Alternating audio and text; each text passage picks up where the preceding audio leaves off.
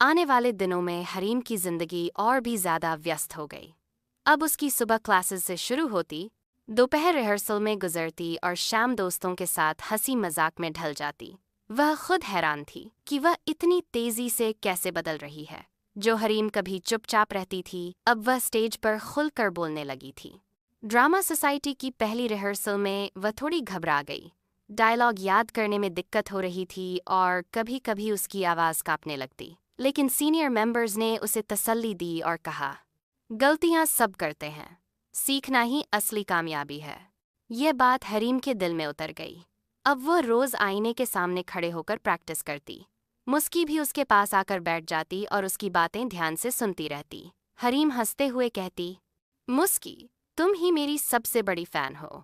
एक दिन रिहर्सल के दौरान हरीम ने अपना डायलॉग इतने आत्मविश्वास से बोला कि सब रुक गए। हॉल में कुछ पल की खामोशी के बाद जोरदार तालियां बज उठीं। ये पल हरीम के लिए बहुत खास था। उसकी आंखों में खुशी झलकने लगी।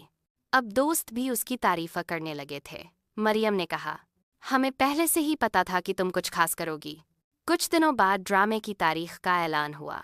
हरीम का दिल खुशी और घबराहट दोनों से भर गया।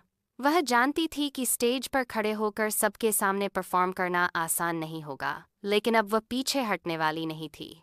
शाम को लॉन में बैठकर हरीम ने आसमान की तरफ देखा और दिल ही दिल में दुआ की। मुस्की उसके पास खेल रही थी। हरीम ने मुस्कुराकर सोचा कि सपने वही पूरे होते हैं जिनके लिए हिम्मत की जाती है।